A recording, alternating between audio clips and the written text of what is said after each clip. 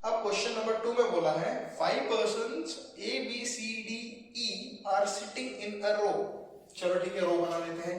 A B C D E मतलब 5, जरूरी नहीं कि इसी ऑर्डर में हो। क्वेश्चन में बोला है who is sitting at the middle, हमको ये बताना है कि यहाँ पे कौन बैठा है। तो उसके लिए स्टेटमेंट्स हमको गिवन है। पहला, B is sitting between E and C। Statement number 1 के हिसाब से देखें तो B जो है ये C के और E के बीच में बैठा है। इसी को हम ऐसा भी लिख सकते हैं। क्या स्टेटमेंट नंबर 1 की मदद से मैं यहाँ पे सिटिंग अरेंजमेंट कर सकता हूँ? नहीं कर सकता। मैं ये इसलिए बोल रहा हूँ क्योंकि हमको मिडिल में निकालना है। भले ही यहाँ पे 20 मिडिल में है, पर ये जो सीक्वेंस है हम यहाँ पे भी अप्लाई कर सकते हैं, यहाँ पे भी अप्लाई कर सकते हैं, पर यहाँ पे भी अप्लाई कर सकते हैं। तो इसका मतलब ये मेन सिटिंग अरेंजमेंट में P सेंटर में आए इसकी गारंटी नहीं है। मतलब स्टेटमेंट नंबर 1 की मदद से ही मैं पूरा आंसर नहीं निकाल सकता, इसलिए statement number 1 do not follow.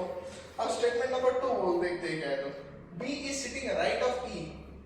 Statement number 2 है B is sitting right of E।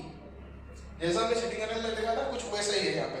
B is sitting right of E, correct. तो इसके मदद से भी हम यहाँ पे सिटिंग अरेंजमेंट प्लान नहीं कर सकते। अब भी हमारा आंसर पेंडिंग में है। मतलब हम स्टेटमेंट नंबर 2 के मदद से, अकेले स्टेटमेंट नंबर 2 की मदद से भी आंसर नहीं निकाल सकते। देखते हैं स्टेटमेंट नंबर 3 की मदद से हो सकता है क्या।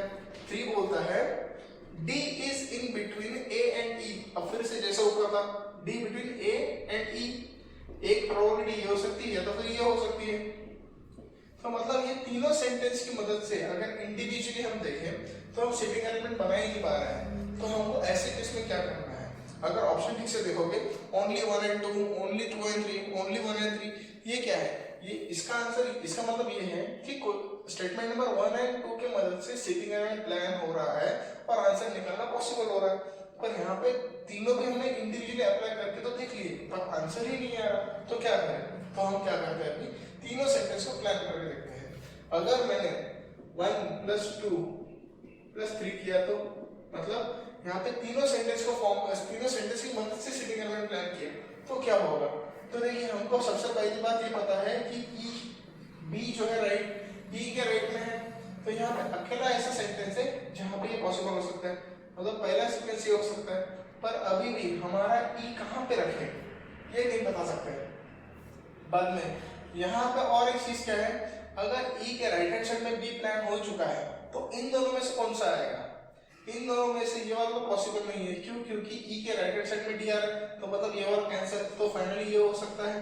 तो अगर मैंने A को यहाँ पे प्लेस किया, A, D and E, as per statement number 3 मैंने यहाँ पे AD को प्लान किया। As per statement number 2, E और B दे आर अपोजिटली, मतलब बिसाइड ईच अदर। तो E के राइट हैंड साइड में कौन है? B। और कहीं ना कहीं स्टेटमेंट नंबर 1 को फॉलो हो रहा है। कैसे? स्टेटमेंट नंबर 1 में बोला है कि B is in the centre, तो ऑप्शन में आ गया, एंड में आ गया C। तो फाइनली हमारा जब तीनों सेंटेंस को मैंने यूज किया तभी जाके मेरा सिटिंग अरेंजमेंट मैंने प्लान कर पाया। और क्वेश्चन में पूछा था who is sitting at the middle, सीधा सीधा देख सकते हैं कि E is sitting at the middle. तो ऐसे इस क्वेश्चन को सॉल्व किया जाता है।